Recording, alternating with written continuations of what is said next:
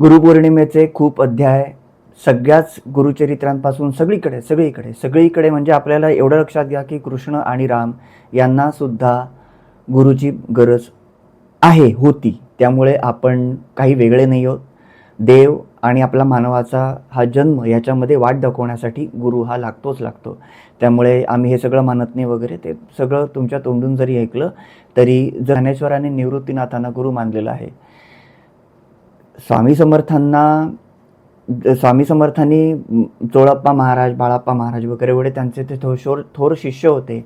त्यांच्यात काही कमतरता होती म्हणून त्यांनी त्यांना गुरु म्हणून मानलं किंवा काही असं काही नव्हतं. संसार सागरात बुडत असलेल्या प्रत्येक माणसाला गुरुची गरज असते.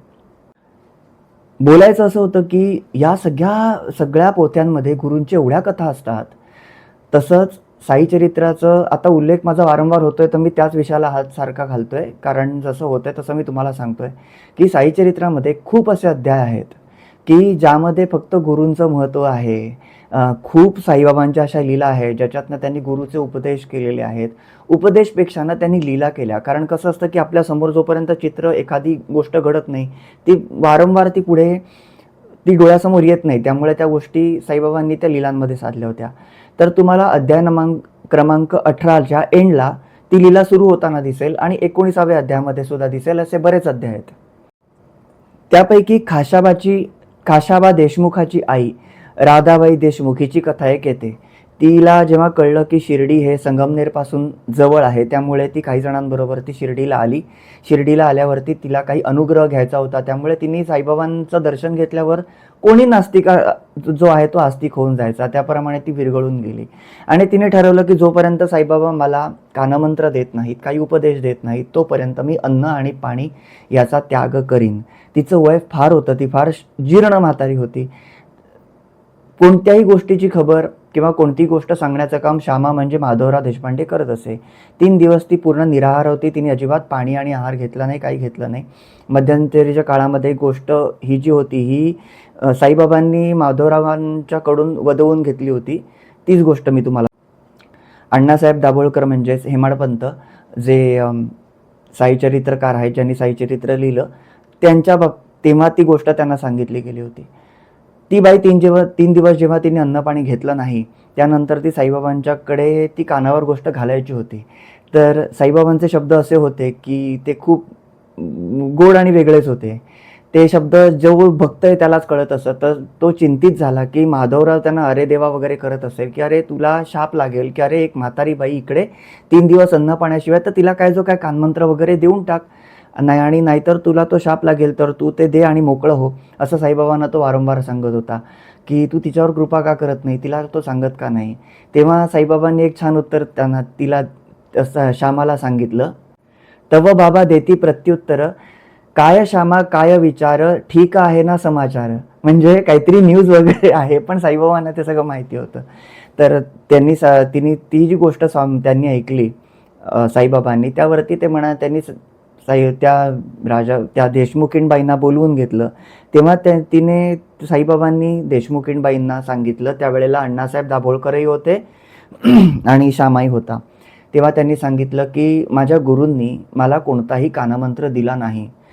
त्यांच्यावरती माझी अशी निष्ठा होती आणि त्यांचं माझ्यावर एवढं प्रेम होतं की नुसतं त्यांच्या नजरेने मी पोचला जायचो. त्यांची एवढी कृपादृष्टी माझ्यावरती होती, असं साईबाबा स्वतः त्यांच्या तोंडून ही गोष्ट सांगत होते की मी सुद्धा त्यांच्या मागे खूप लागलो होतो. मी माझ्या गुरूंना सांगितलं की मला तुम्ही काहीतरी कानमंत्र द्या.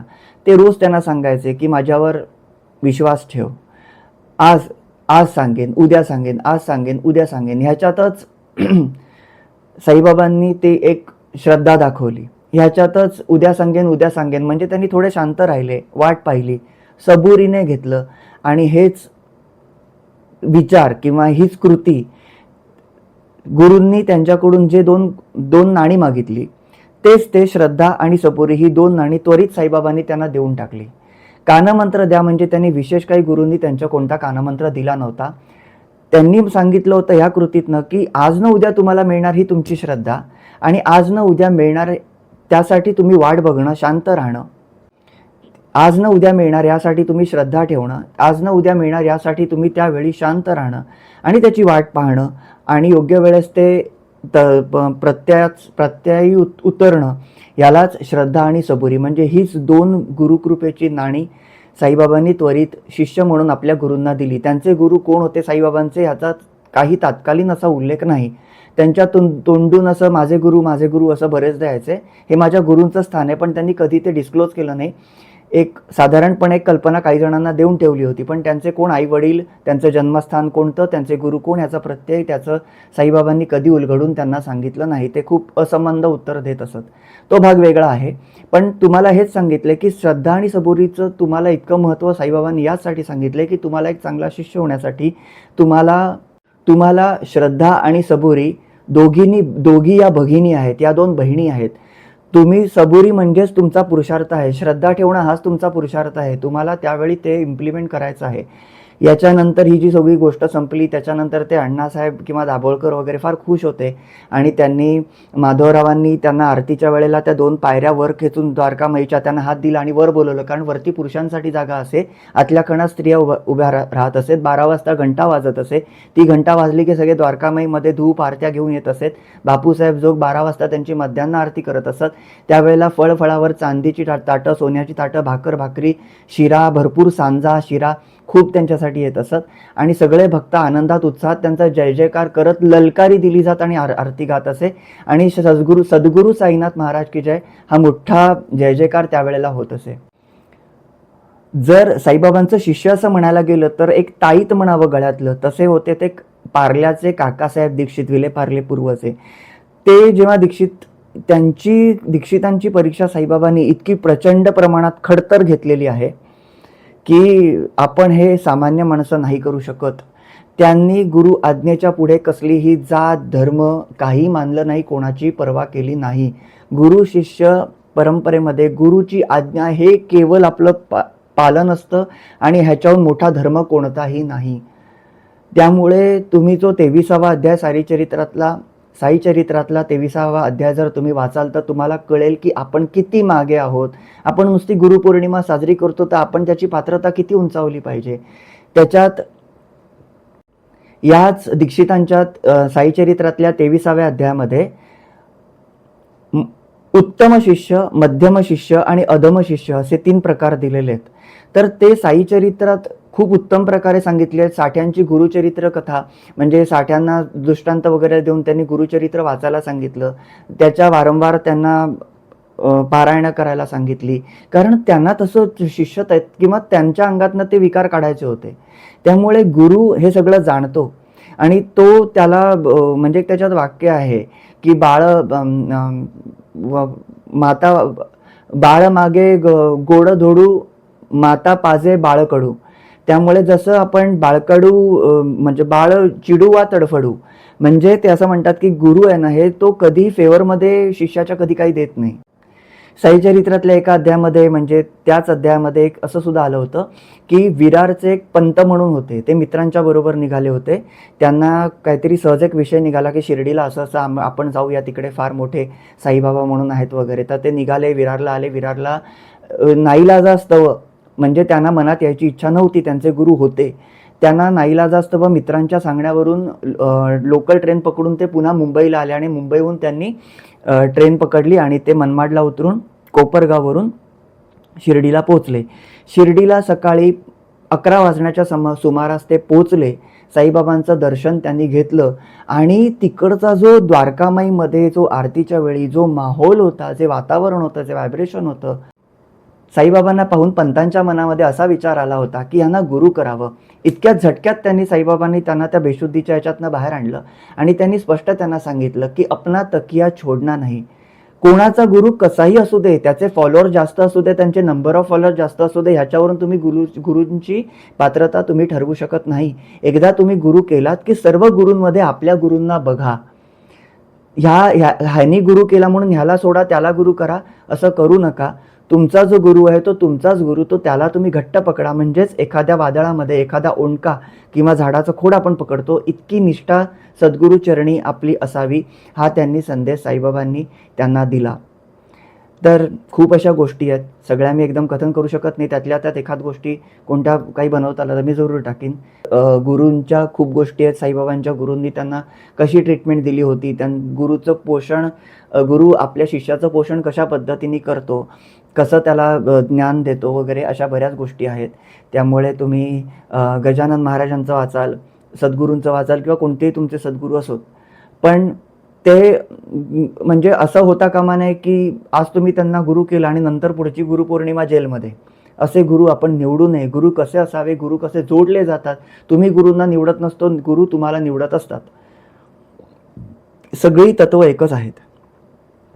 पण तुम्ही जे वाचाल ते वाचून तुमच्या लक्षात राहून तुम्ही इम्प्लिमेंट कराल, तेव्हाच ते तुम्हाला कळतं, ते तुमच्यावर इम्बाईब होतं. तुम्ही कितीही वाचाल ते तुम्हाला उलगडत जातं. तेच ज्ञान म्हणजेच गुरुचरित्र, साईचरित्र जे काही आहे तेच गुरु तुम्हाला मार्ग दाखवत असतो.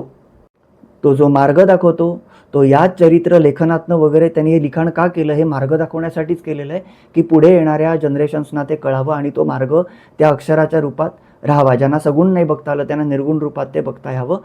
खूप असे अध्याय आहेत. मी पुढच्या गोष्टी तुम्हाला सांगेनच. काही मध्ये मध्ये अशा गोष्टी सांगेन ज्यांना रात्री वगैरे काही ऐकायचं असतं. मला बरेच जण म्हणतात की तुम्ही ह्या गोष्टी सांगता, तर आम्ही तिकडे गेल्यावर आम्हाला लक्षात येतं की हे कुठे आहे. ते मला फोनही करतात, मेसेजही करतात.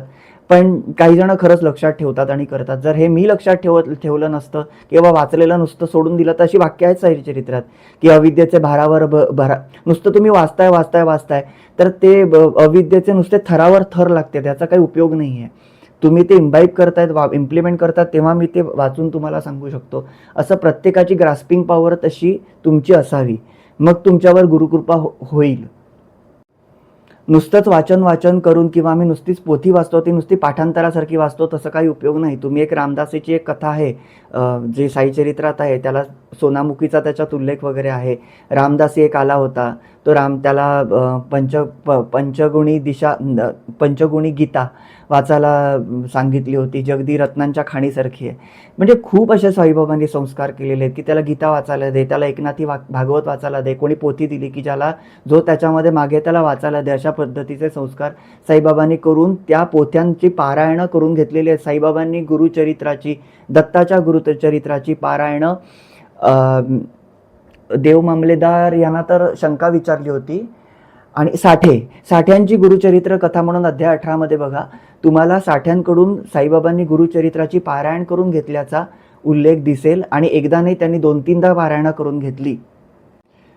18व्या अध्यायामध्ये साठ्यांच्या गुरुचरित्राच्या कथेमध्ये त्यांनी पुन्हा दृष्टांत देऊन ते पूर्ण गुरुचरित्राचं पारायण साईबाबांनी दृष्टांत देऊन साठ्यांना ते पुन्हा करायला लावलं होतं.